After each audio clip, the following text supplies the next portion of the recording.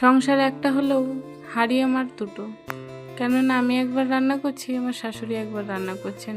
উনি যা রান্না করছেন তা আমি খেতে পাচ্ছি না, আর আমি যা রান্না করছি তা উনি খেতে পাচ্ছেন না। বরমশাই এখন মায়ের দলে, আর আমি একাই যা রান্না করছি তা একাই খাচ্ছি। ওনারা তিনজন যা রান্না করছেন তাই খাচ্ছেন, আর আমি একা যা রান্না করছি তা আমিই খাচ্ছি। কেননা ওনারা নাকি না আমার তরকারি খেতে পাচ্ছে না। যাই হোক, যে যার মতো খাক, গাল তো সব সমান নয়। কারণ জানো তো, কালকে রাতে বিরিয়ানি করেছিলাম, খেতে দারুণ হয়েছিল।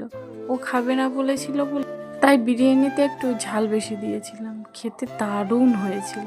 জানো তো, মন ভরে খেয়েছি। যাই হোক, যার জন্য করেছিলাম একটু এক্সট্রা করেছিলাম, ভেবেছিলাম ও খাবে, খায়নি। দেখবো মা চলে গেলে তখন কে রান্না করে খাওয়ায়, সেই তো আমার হাতেই খেতে হবে। কথায় আছে না, যতই ঘুরি উড়াও রাতে, লাটাই তো আমার হাতে, তাই না? মা চলে গেলে কার কাছে খাবে, কার রান্না খাবে? নিজে তো রান্না করে খাবে না, সেই তো আমার কাছেই খেতে হবে। ঠিক আছে, পরে যখন বিরিয়ানি করব তখন আমি একাই খাবো, বলবো তো। সুযোগ তো তুমি দিয়েছো বলার জন্য। যাই হোক, কালকে বিরিয়ানি করেছিলাম, সেটুকুই খাবো। আজ কয়েকদিন ধরে যা রান্না হচ্ছে বেশি বেশি খেয়ে ফেলছি, কেননা নষ্ট করতে বড্ড গায়ে লাগে। কারণ কষ্ট করি এই ভাতের জন্য, তাই পেটে খাবো, ডাস্টবিনে ফেলবো না। জানো তো, দুটো ভাতের জন্য এই সকাল বিকাল দৌড়াচ্ছি। তা যদি ডাস্টবিনে ফেলে দিই তাহলে কি করে চলবে? দোকানদার তো এক মুঠো বেশি দেয় না, তাহলে এক মুঠো ফেলে দিয়ে আমার কি লাভ হবে?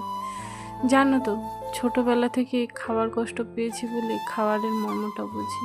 ফেলে দিতে বড্ড কষ্ট হয়, আর কেউ যদি ফেলে আমার প্রচণ্ড পরিমাণে রাগ হয়। কেউ নষ্ট করুক সেটা আমি চাই না, পেটে খাক, শুয়ে নেব। নষ্ট করা পছন্দ করি না।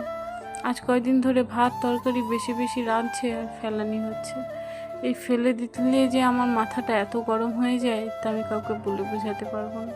বাবা সবসময় বলতেন যে এক মুঠো ভাতের জন্য এত কষ্ট করি, তাই এক মুঠো ভাত যে ফেলে দিবি, সেই এক মুঠো ভাত একদিন দেখবি কপালে জুটবে না।